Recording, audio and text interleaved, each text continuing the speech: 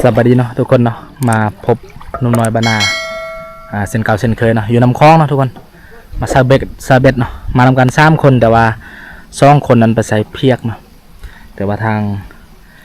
นุ่มน้อยเองจะมาใส่เป็นเบ็ดยางเรียบน้ำคลองเนาะจะมัดเอาเนาะเดี๋ยวกะเคียมเนาะที่ว่าจะไปใส่มืออื่นนั่นแหละเนาะมายามเดี๋ยวตัวเอาไปใส่เบ็ดพร้อมๆกันเนาะทุกคนเนาะอยู่น้ำคลองเนาะน้ำลงไล่เนาะทะเลนี่มานี่น้ำยังบ่ลงไล่ปานนี้เถอะตัวนี้ตัวลงไล่พอสมควรเนาะเดี๋ยวเขาเริ่มที่จะไปใส่น้ำมันแห้งเนาะทุกคนเขาต้องอาศัยมัดมังหินแบบนี้เนาะโอ้เราจะไปใส่บนที่มันเลิกนิดนึงเพราะว่าช่วงนี้น้ำลงเนาะมัดมังหินเนาะเฮามัดมาเห็นใส่นี้เพื่อมันจมเนาะเพื่อให้เบ็ดที่เฮาใส่นี่นะจำพื้นเนาะปลาจะได้กินแล้วก็อีกอย่างหนึ่งคือมันจะบ่มีใบไม้ใบที่มันไล่มาจากทางเทิงเนาะมาเกาะสะเบ็ดเดี๋ยวไปเบิ่งบอลที่เฮาจะใส่เนาะสะเบ็ดมาสังเกตเบิ่งก่อนนี่เฮาลงมาใส่อยู่นี่ก่อนนี่ลุยเนาะลงน้ำเบิ่งบนที่มันเลิก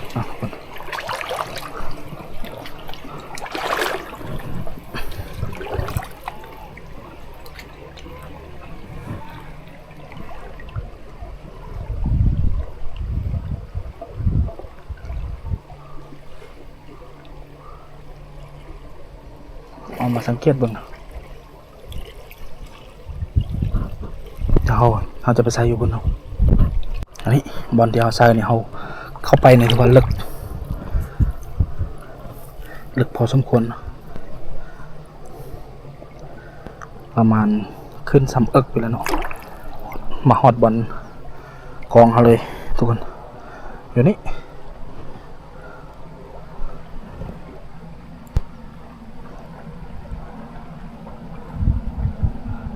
เข้าไป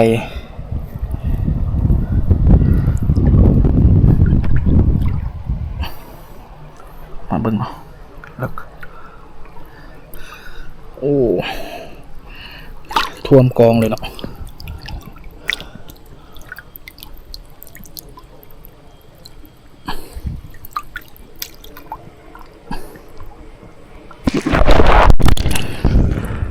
ย้อนเบ็ดลงไปกำโอเคเนาะ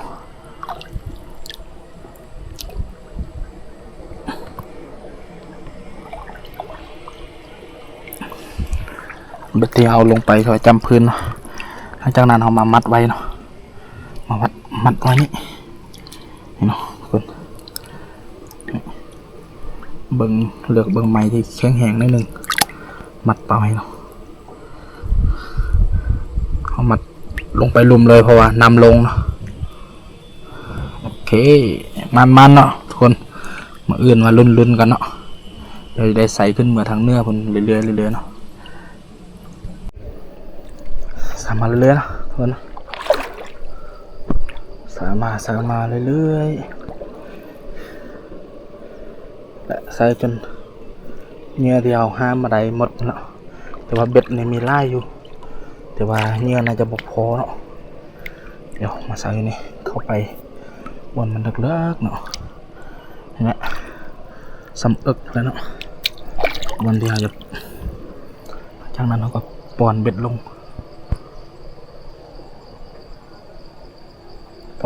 ไปแล้วก็มัดปะไว้นี่เนาะบอลที่เอามัด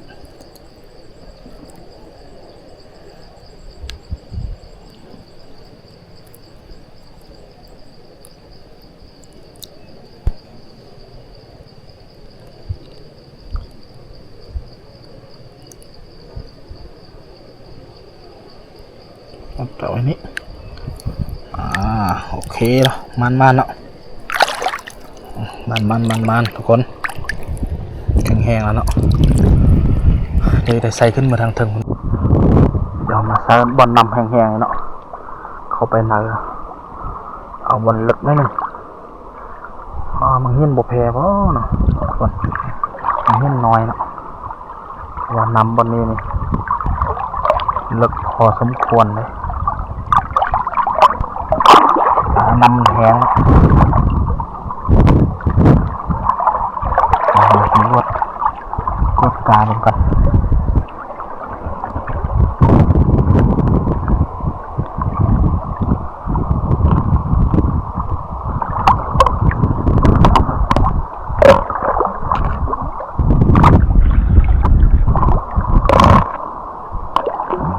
โอ้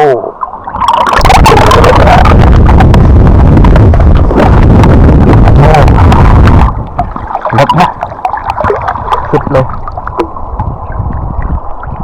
ต้องเดินยอดเบ็ดลงไปก่อนโอเคเนาะยอดเบ็ดลงไปทั้งพื้นแล้วก็ทัวเอาเลยเนาะหมายตรงนี้เลย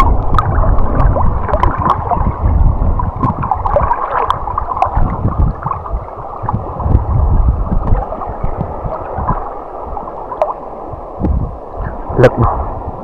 บ่นี่เมื่อกี้นั่งยืนลงไปยืนในบนเทิงเลย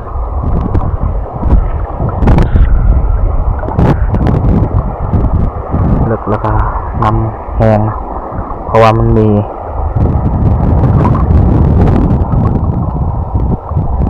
ก้อนหินใหญ่มีก้อนหินใหญ่อยู่เทิงนะมันก็เลยเหตุให้นำมันตีแหง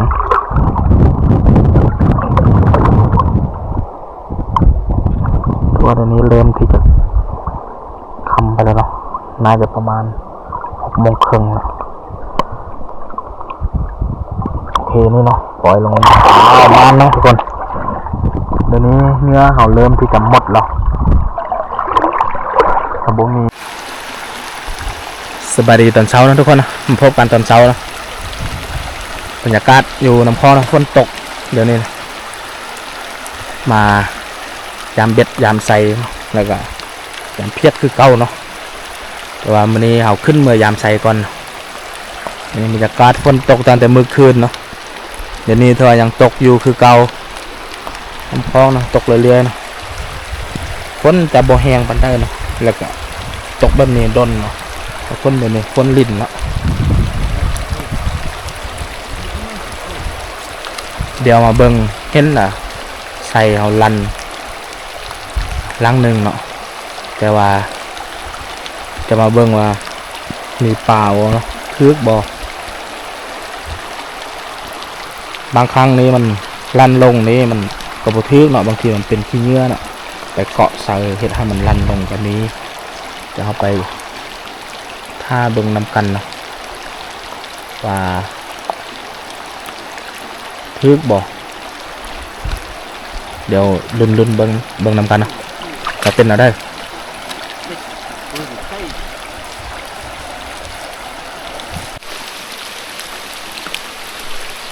กำลังย่างไปยามเบ็ดเนาะตัวที่เขาใส่เมื่อวานนำขึ้นเนาะเมื่อวานแค่นี้นี่นำยังบ่ขึ้นเนาะเมื่อวานพยายามเป็นครั้งแรกเลยเนาะวันนี้นะเดินลงไปลุ้นเหมือนกันเป็นอะไรเมื่อวานนี้เดี๋ยวซอกกันเนาะนี่เนาะบัดเฮามัดเมื่อวาน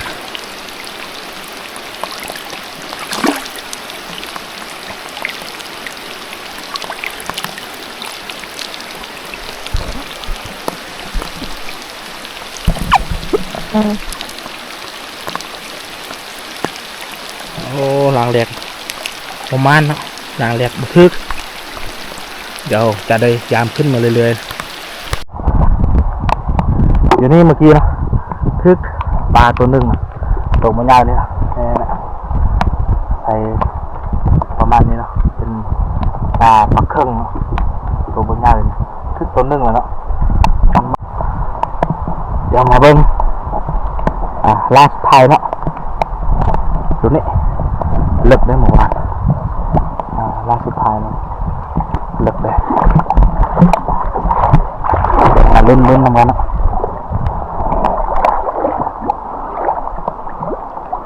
เล่นเลยก็ออกมา10เลยเนาะเดี๋ยวมาลุ้นเอากองมาไว้ชี้เนาะ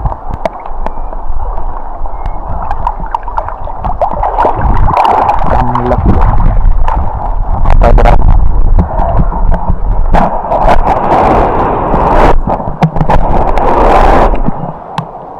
เอาเพิ่มดู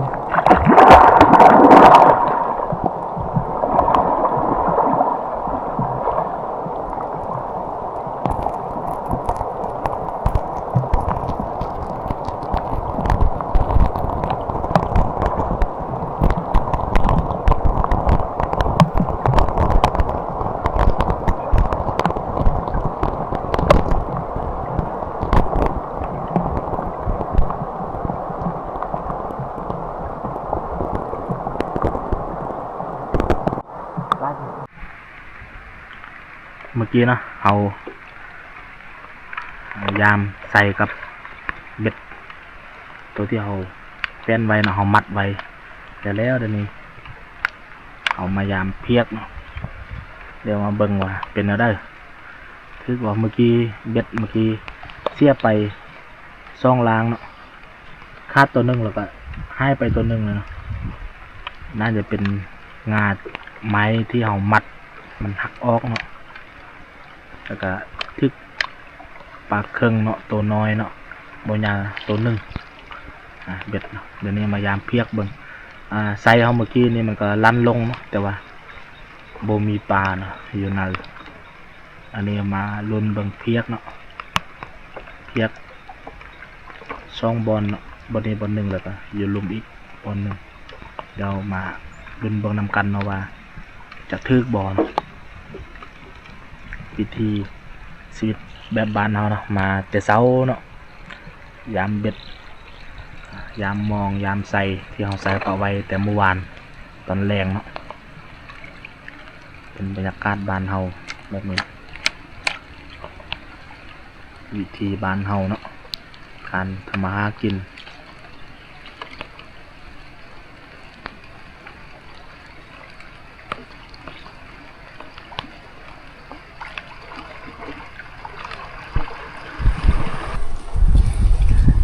เมื่อนี้นะทุกคนเนาะได้ซัมเนีเนาะปลาบ่ค่อยทึกปานได้เนาะทึกมองได้เนาะเนี่ยปลาพอได้ปีงเนาะเมื่อนี้นะก็ถือว่าการหาอยู่หากินเนาะของบ้านเฮาก็ถือว่าก็ได้พออยู่พอกินเนาะนี่ว่าไปก็เพราะว่าบ่ได้ตัวใหญ่เนาะได้ตัวใหญ่นี้ยังได้ค่ายอยู่เนาะยังพอได้เงินเนาะแต่ว่าเฮาได้ตัวน้อยแบบนี้เนาะไปปีงทุกคนวิธีชีวิตบ้านเฮาแบบนี้แหละเดี๋ยวนี้มาฮอดทางเรือบานแล้วเนาะเอาฝากทุกคนนะไปกดไลค์กดแชร์กด Subscribe หรือว่ากดติดตามเนาะเพื่อทุกคนจะบ่พลาดคลิปใหม่ๆพบกันคลิปหน้าเนาะ